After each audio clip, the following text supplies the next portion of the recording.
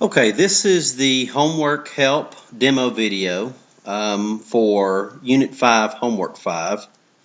And we're going to be talking about inequalities of absolute value. Now, to introduce the topic of the inequalities of absolute value, we're going to also talk about some absolute value equalities. In other words, we're going to look at the absolute value of x equals something. And so this first piece right here, pay very close attention to it. Write it down in your notebook so that you can have access to it because you will use it. If we have the absolute value of x is equal to b, then what that really means is that x is either b or x can be negative b. Okay? Because remember, if I tell you that what's the absolute value of 7? Well, the absolute value of 7 is 7. And so if I say, well, what's the absolute value of x, okay, we know that that is x, okay? But at the same time, I can have the absolute value of x is equal to x, and also the absolute value of negative x is equal to x, okay? So that's how we get the fact that if I have the absolute value of x is equal to b, then that means that x is either b or negative b. The same as over here. Let's take a look at some actual problems, and maybe it'll help make more sense if it's a little bit fuzzy right now. Using this first, and I'll call this a rule. Using this first rule here, I have the absolute value of x is equal to 5. Well, if that's the case, then that tells me that x is either 5 by looking up here, or x is negative 5, looking here. Okay, and if I wanted to graph these, now this is not an inequality, these are equalities because their equations have negative 5 and I have positive 5. And both are closed circles because x is positive 5 and x is negative 5. So I can still graph the solutions of these equations. Now let's take a look at if it is an inequality.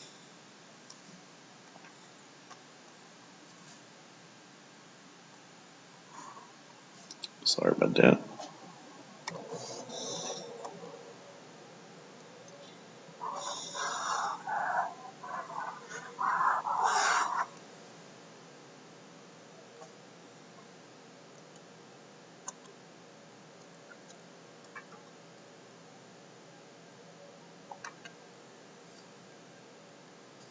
So if we have an inequality here, looking at the second rule, if the absolute value of x is less than b, then we have this. We have x is greater than negative b and x is less than positive b. So in this case, I have the absolute value of x is less than b. So I'm going to follow this pattern here, and I'm going to have x is greater than negative 3 and less than positive 3, just using this rule up here. And when I graph this,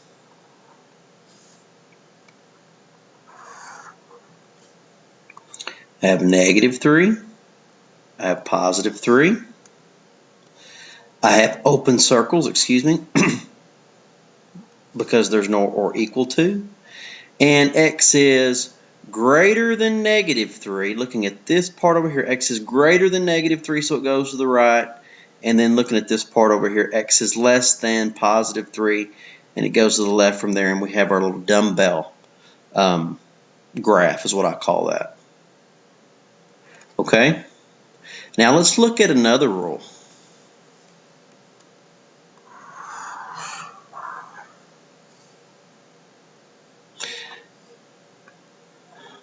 Alternatively, from this one we just looked at, if the absolute value of x is less than b, then we could also look at it as x is less than b and x is greater than negative b. And so we could also go to that same problem and we could say, okay, well that means that x is less than 3 and x is greater than -3, and it may help you see that situation a little bit better and help you graph it if you had a hard time seeing it together. So again, we have open circles, and two different inequalities. From the +3, I follow the direction of my arrow there, so it goes to the left. From over here at the -3, again, x is written from the left. Remember, we've talked about this several times. If you write your inequality with the variable first and go from left to right, we can make sure that our arrows, our graphs, need to go in the direction that our inequality symbol is facing. And so you might want to look at that alternative route there if you had a hard time understanding the way I did it when I put it together.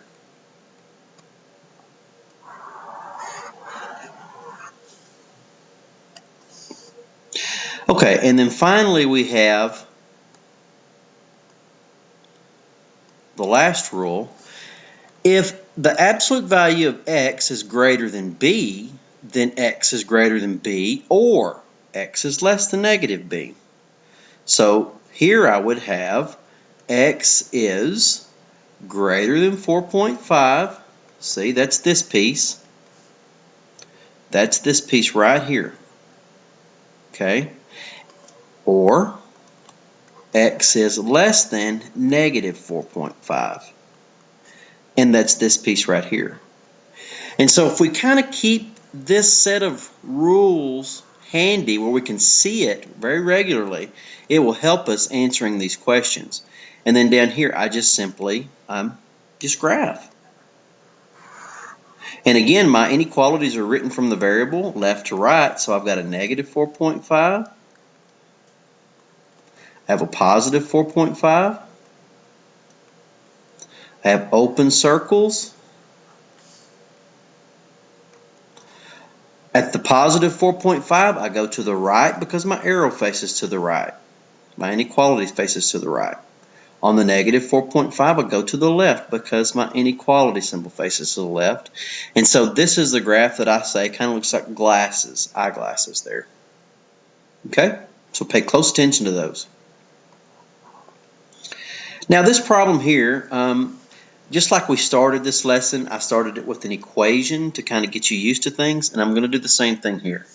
Here we have the absolute value of 5h plus 2 divided by 6 is equal to 7. What that means is this: 5h plus 2 divided by 6 is equal to 7, and 5h plus 2 divided by 6 is equal to -7. And so I have two situations that I would actually solve for here. Okay, so what I would do is I call these, remember, nasty fractions, so I'd multiply both sides by 6, cancels, times 6. So I have 5h plus 2 equals 42. Subtract 2 from each side. Cancels, 5h equals 40. Divide by 5, divide by 5. And these cancel, and I get that h is equal to 8. Here, again, I multiply by 6 on each side. Cancels, times 6. I have 5h plus 2 equals -42. Subtract 2 from each side. And I get that 5h is equal to -44. Divide by 5. Divide by 5 on each side. This cancels. And I get that h is equal to, in this case, -44 over 5, or I could turn that into a decimal using my calculator.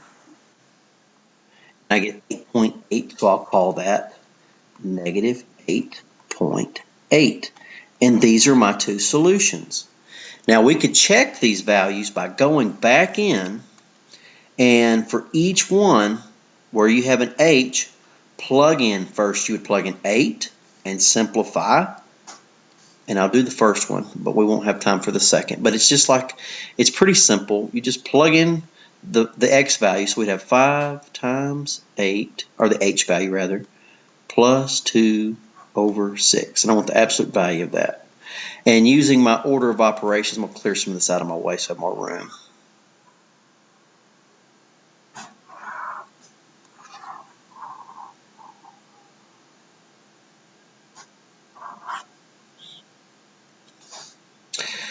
Order of operations, do my multiplication first. So I have the absolute value of 40 plus 2 over 6, which is 42 over 6,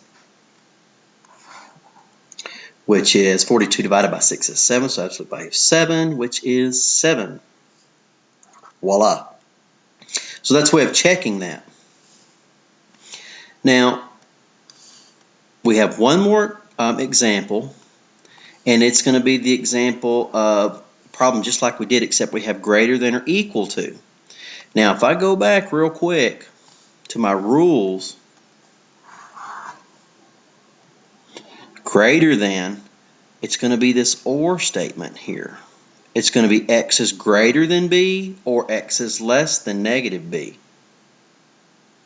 Okay, again, these rules, keep these tight. So I'm going to have greater than or equal to 6, or I'm going to have less than or equal to negative 6. See? Go back.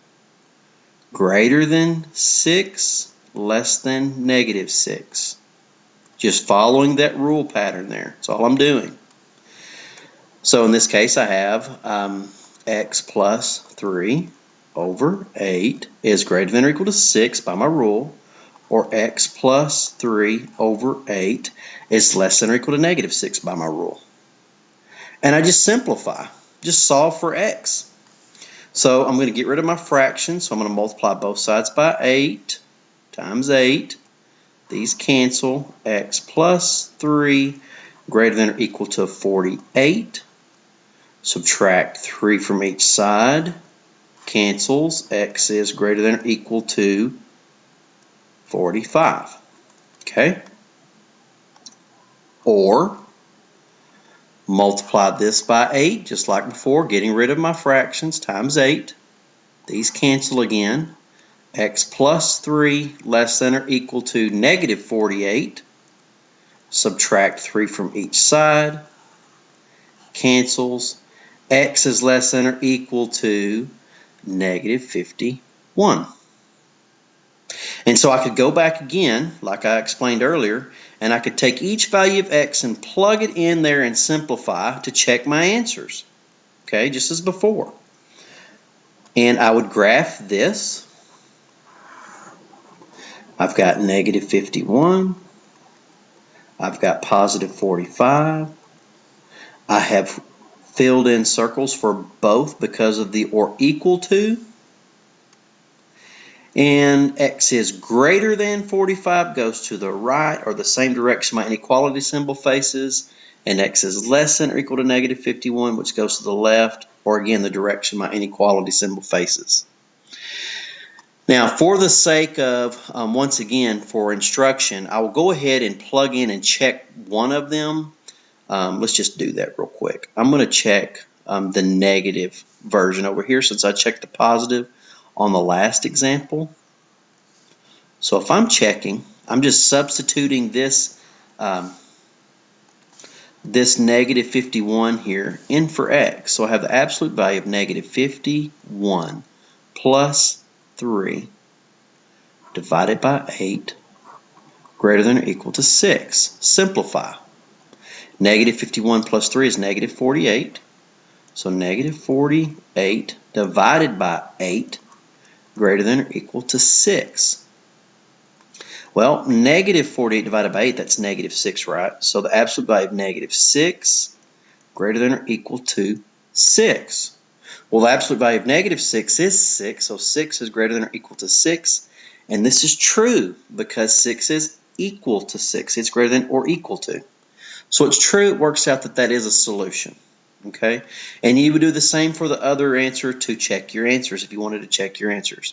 But that's basically it for this section of homework 5. And again, the most important thing if you noticed, I relied on this set of rules here to answer every question. So make sure you do the same.